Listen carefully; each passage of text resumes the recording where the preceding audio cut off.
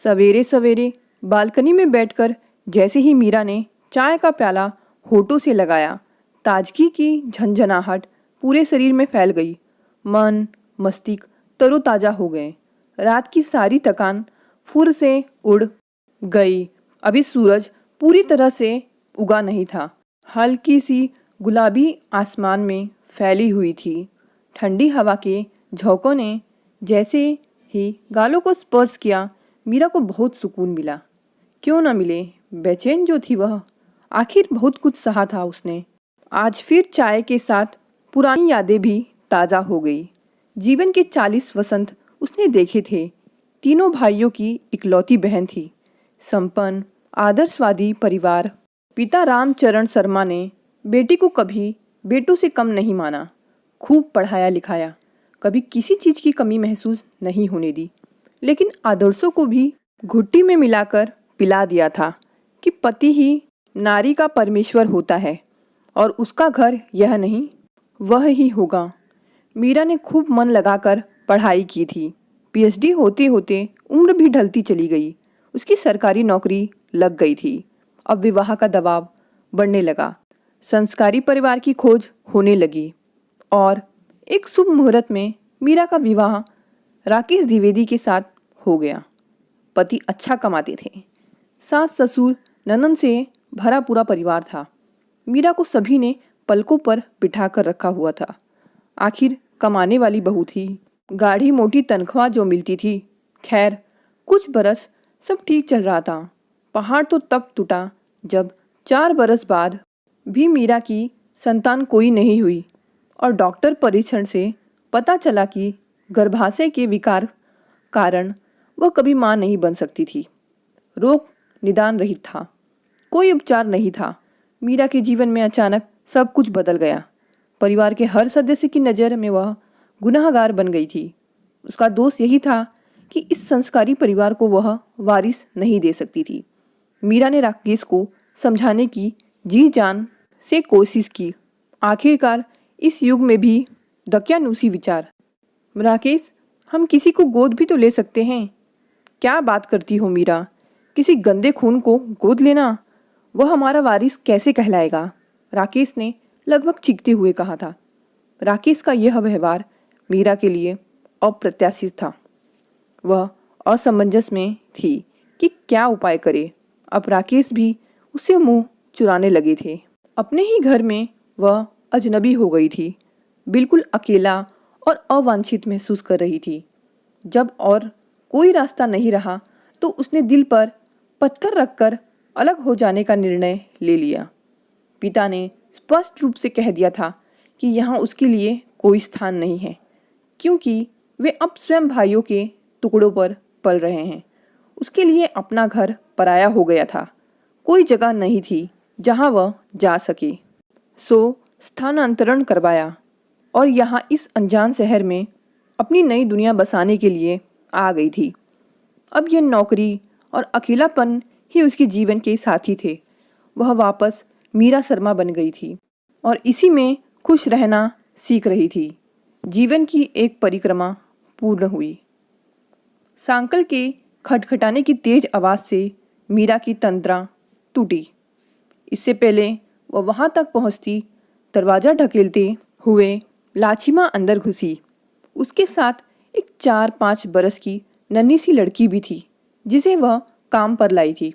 लाचिमा हर रोज़ बिना पूछे ही मीरा को पूरे मोहल्ले की खोज खबर दे दिया करती थी। मीरा सुने या ना सुने, उसे कोई फर्क नहीं पड़ता था। सब कुछ उगल देने के बाद ही उसे चैन आता था। कुछ देर टांगे पसार आराम फरमाकर इधर उधर की बातें बताती और गरम चाय की चुस्कियाँ लेती थी। उसका यह डेली रूटीन था। ये तो मीरा का मौन स्वभाव था कि उसके इतना खाद खोद कर पूछे जाने पर भी मीरा ने अपने बारे में उसे कुछ नहीं बताया था। वरना इसमें कोई शक की गुंजाइश नहीं थी कि लाचिमा की वाक शक्ति मीरा को पूरे मोहल्ले में एक रोचक चरित्र बनाने में सक्षम थी। आज मीरा चुप न रह सकी और बच्चे को देखते हुए ही पूछा, अरे लाचिमा, तेरी बच्चियाँ तो अभी बहुत छोटी हैं, ये किसकी ले आई? अपनी सहज शांत मुद्रा में लाछिमा बोली, बीबी जी, पहले हम चाय बना ले, फिर तो पीते पीते सब सुना भी देंगे। चाय का प्याला मीरा को थमाने के बाद इत्मीनान से लाछिमा बैठ गई और उसने बोलना शुरू कर दिया। बीबी जी, आप तो जानती हो न कि मेरा मर्द प्राइवेट क्लिनिक में पहरेदार है। तो एक रात एक माँ और बेटी आए थे उनके क्लिनिक में प्रसव करवाने के लिए। बेटी प्रसव की पीड़ा में थी। बच्ची हुई आधी रात को। दोनों आराम कर रही थी। सुबह को जब मेरा मर्द झाड़ू लगा रहा था तो कूड़ेदान में से बच्चे की रोने की आवाज़ सुनी। वो गया भागा भागा। देखा क्या, नवजात बच्ची। अंदर लेकर भागा। माँ बेटी दोनों गायब। डॉक्टर साहब को जगाया। उन्हें पूरा किस्सा समझ में आ गया।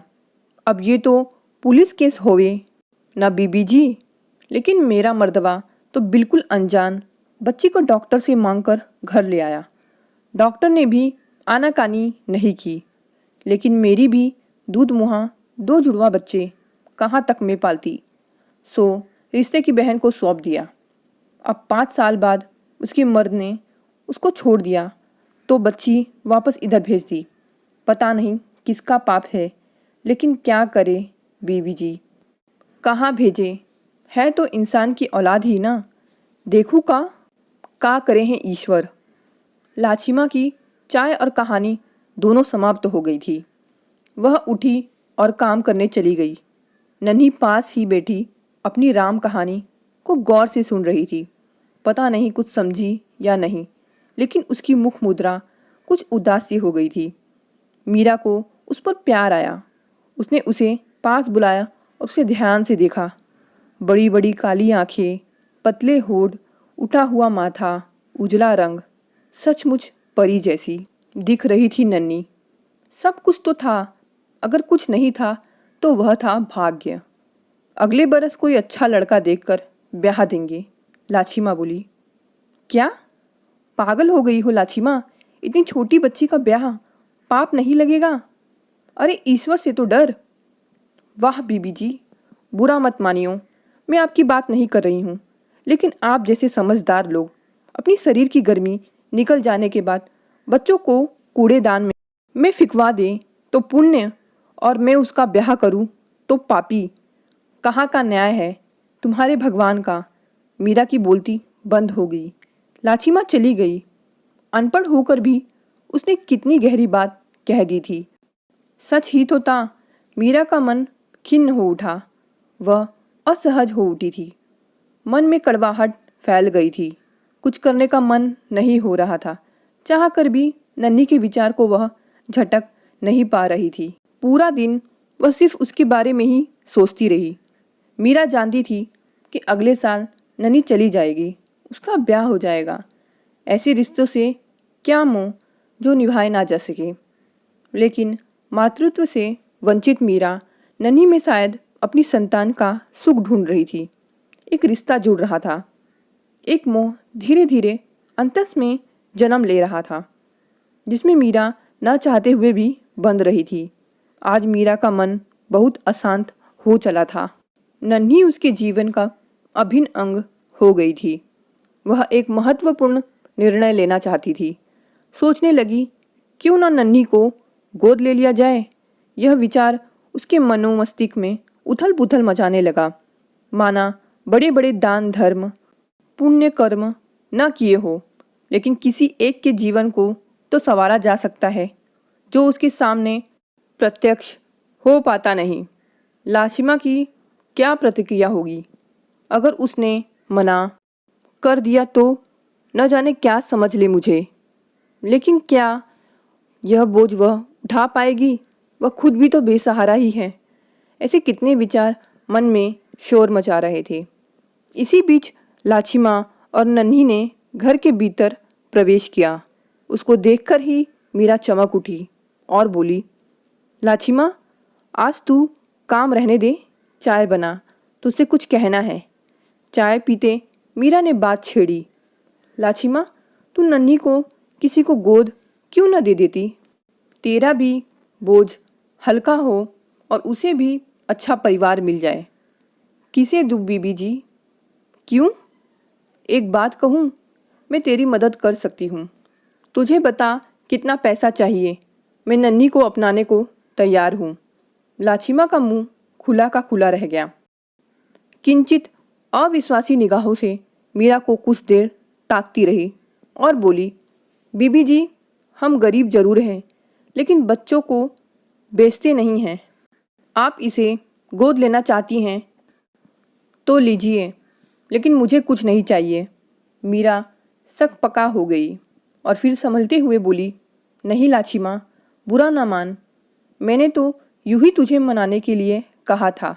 दरअसल तू ठीक कहती है, मैं तेरी भावनाओं की इज्जत करती हूँ।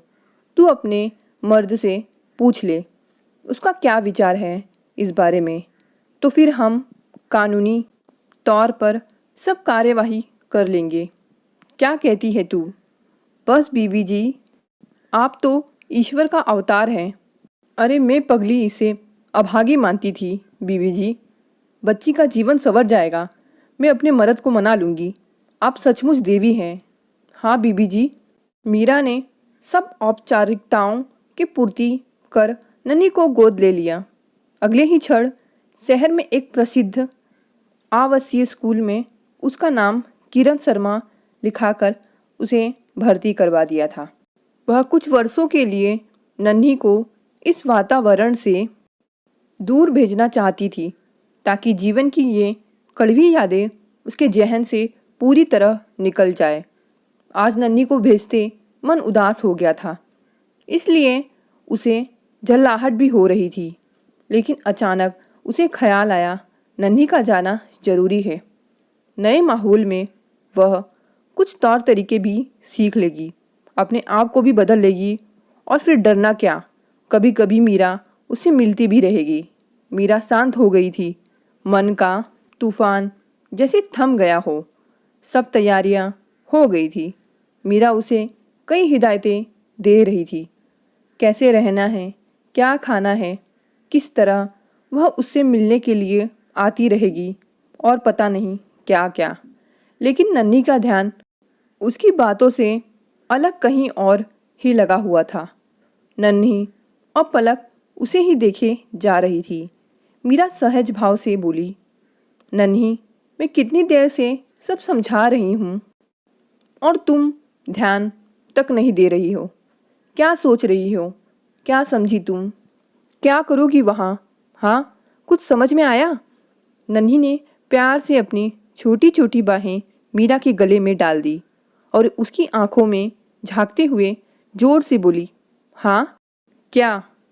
यही कि मैं अब से तुम्हें बीबी जी नहीं, माँ कह सकती हूँ, माँ। तो दोस्तों, आपको यह कहानी कैसी लगी? ऐसी और भी दिल छू लेने वाली कहानियाँ सुनने के लिए चैनल से आज ही जुड़ें।